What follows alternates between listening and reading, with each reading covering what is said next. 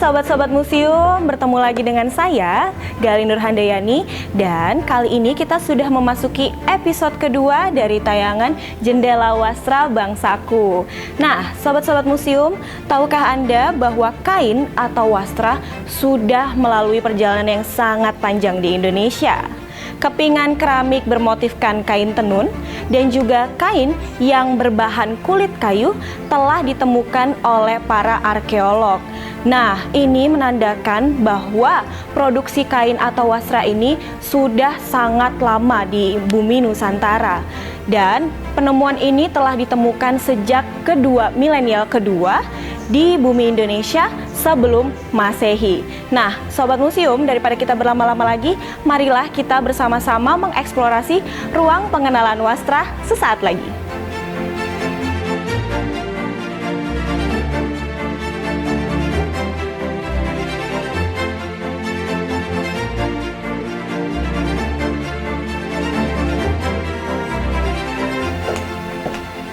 Sobat museum, sekarang saya sudah berada di depan ruang pengenalan wastra.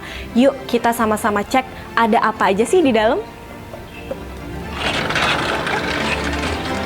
Wow, bagus sekali ternyata.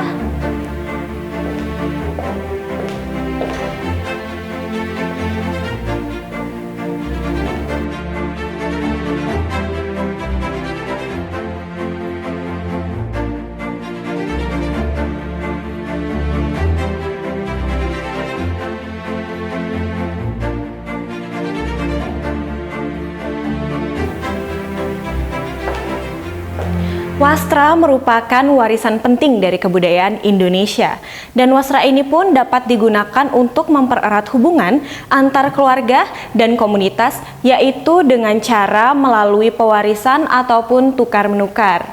Nah, wastra ini sendiri tidak hanya digunakan untuk pakaian sehari-hari, namun juga dapat digunakan sebagai benda dalam upacara dan adat ritual.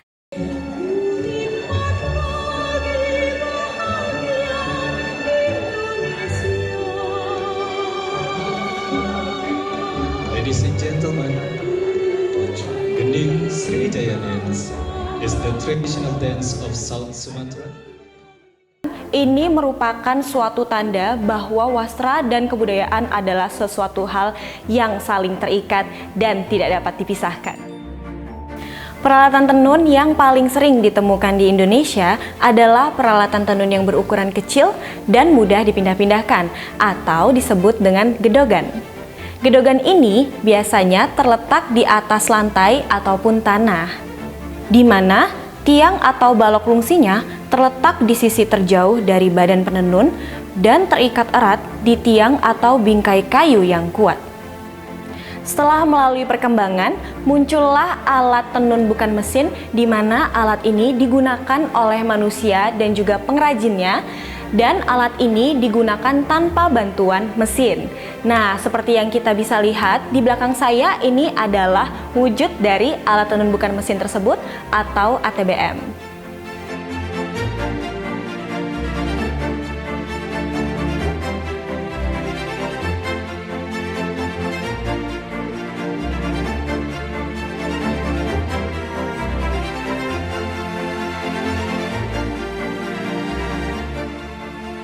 Museum Tekstil memiliki lebih dari 800 buah koleksi tenun dengan beberapa teknik pembuatan. Antara lain, koleksi tenun sederhana yang terdiri dari lurik, baduy, dan sarung. Garis-garis sederhana dihasilkan dengan menganyamkan benang lungsi atau benang pakan yang berbeda warna secara berselang-seling. Sedangkan motif kotak-kotak dihasilkan dengan menganyamkan baik benang lungsi maupun benang pakan yang berbeda warna secara berselang-seling pula. Pada kedua cara tersebut, benang pakan dianyamkan secara horizontal melalui deretan benang lungsi yang vertikal dengan irama ke atas satu benang lungsi, ke bawah benang lungsi berikutnya, dan seterusnya dari tepi wastra yang satu ke tepi yang lainnya. Ketika benang lungsi atau benang pakan ataupun keduanya diikat kuat-kuat menggunakan serat alam atau benang katun sebelum dimasukkan ke dalam jambangan berisi zat pewarna, Bagian benang yang diikat tersebut tidak akan menyerap warna selama proses pewarnaan. Karenanya, warna pada bagian yang terikat akan tetap merupakan warna alami dari benang-benang tersebut.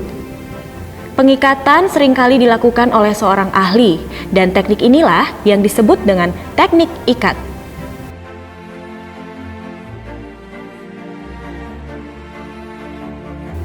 Dalam proses penganyaman, benang tambahan atau ekstra dapat diselipkan pada benang pakan maupun benang lungsi.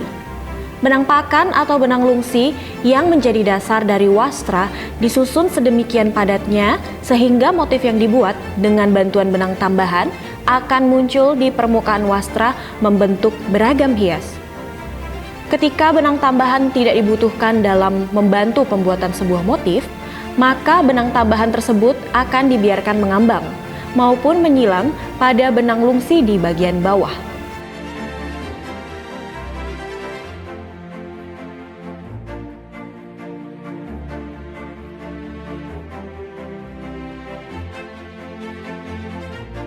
Keterampilan menenun sutra sudah dikenal sangat lama di Aceh. Wastra ini disebut ija dublah hah, yang berarti wastra yang panjangnya 12 hasta atau hitungan panjang kain dari siku sampai dengan ujung jari. Wastra ini dihias dengan ragam hias benang emas pada bagian tepinya menggunakan teknik pakan tambahan.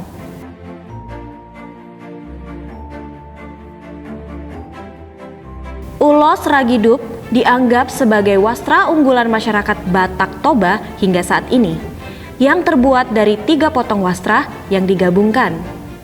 Sebagai wastra utama, ulos ini digunakan pada upacara pertukaran hadiah yang paling penting dan hanya dapat ditenun pada waktu yang telah ditetapkan berdasarkan penanggalan adat. Kain kapal asal Lampung ini, wastra ini selalu muncul di setiap ritual yang menyangkut siklus kehidupan. Misalnya kelahiran, sunatan, perkawinan, kenaikan jabatan, dan juga kematian. Teknik yang digunakan pada wastra ini adalah teknik tenun sederhana dengan warna alam. Benang berwarna metalik disisipkan di antara benang pakan struktural selama proses penurunan berlangsung menggunakan teknik pakan tambahan. Kain masyarakat Baduy menggunakan alat yang mereka ciptakan sendiri sejak ratusan tahun lalu untuk memintal kapas dan menenun kain. Tenun Baduy memiliki ciri khas dari tekstur bahan yang cenderung kasar dan warnanya dominan biru, hitam, dan warna-warna alami lainnya. Tekstur berbintik dari proses pemintalan tradisional menghasilkan tekstur khas tenun Baduy. Wastra tenun bermotif garis-garis dari Jawa Tengah yang disebut lurik diberi nama berdasarkan kombinasi warna dan garis-garis, kotak-kotak maupun ragam hias pelekatnya. Meskipun sederhana, namun lurik merupakan bagian penting dalam kehidupan ritual masyarakat. Lurik dipercaya membawa kemakmuran, melindungi dari bahaya, menjaga kesehatan, dan mempercantik ritual pernikahan. Tenun gedok merupakan salah satu produk kerajinan tradisional yang berasal dari daerah Tuban, Jawa Timur. Uniknya, daerah yang menghasilkan tenun gedok ini sendiri hanya berasal dari Margorejo, Gaji, Karangrejo yang berasal dari Kecamatan Kerek. Nah, sobat-sobat museum, nama gedok itu berasal dari bunyi yang dihasilkan ketika proses produksi sedang berlangsung. Uniknya lagi, apabila kerajinan tenun gedok ini sudah berhasil dibuat, maka tenun tersebut akan diolah kembali menjadi batik yang memiliki ciri khas motif pesisiran.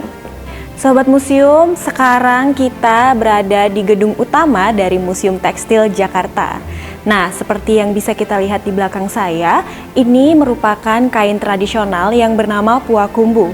Puakumbu ini biasanya digunakan oleh suku Dayak Iban yang berada di Kalimantan Barat. Secara tradisional, kain ini biasanya hanya ditenun oleh penenun wanita saja. Dan kain ini digunakan dalam keadaan dan upacara adat ritual yang begitu suci seperti kelahiran anak hingga kematian. Masyarakat Dayak Benuak dari Kalimantan Timur menggunakan serat tumbuhan sejenis anggrek tanah liar yang dikenal dengan nama doyo.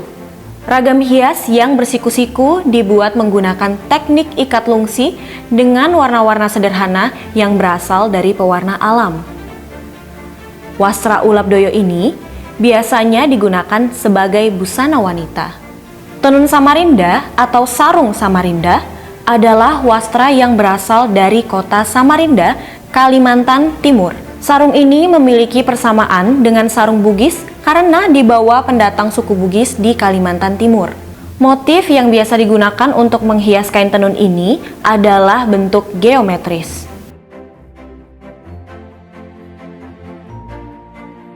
Serat dan wastra yang dihasilkan dari pohon pisang liar di Sangir Talaut, Sulawesi Utara disebut dengan kofo. Wastra dengan motif geometris ini digunakan sebagai tirai yang digantungkan sehingga membentuk ruangan atau ditempelkan pada dinding atau langit-langit sebagai dekorasi rumah Anda. Donggala yang terletak di Sulawesi Tengah mempunyai sejarah yang erat dengan suku Bugis. Oleh karena itu, wastra yang dihasilkan juga memiliki kesamaan ragam hias dengan motif sederhana. Buya adalah sarung, dan bomba kota sendiri memiliki arti tenun ikat yang bermotif kotak-kotak.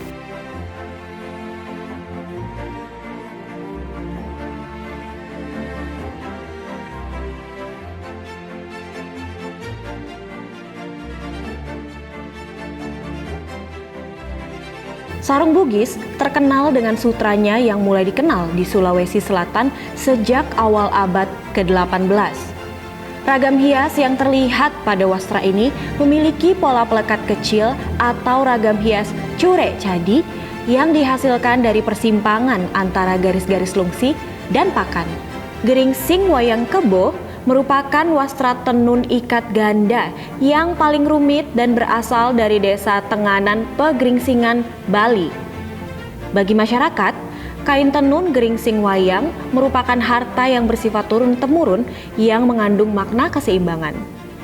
Pesan terkait dengan bagaimana manusia harus menjalin hubungan baik dengan alam, manusia dengan manusia yang lainnya, dan manusia dengan dewa atau yang disebut Trihita Karana. Kalimat tasbih yang diucapkan dari para wanita suku Sasak, Lombok, Nusa Tenggara Barat merupakan asal-muasal munculnya kain Subhanaleh. Kain ini memiliki ciri khas tersendiri yakni motif segi enam. Di dalam setiap motif tersebut terisi berbagai macam corak, tidak hanya bunga namun juga corak-corak yang abstrak.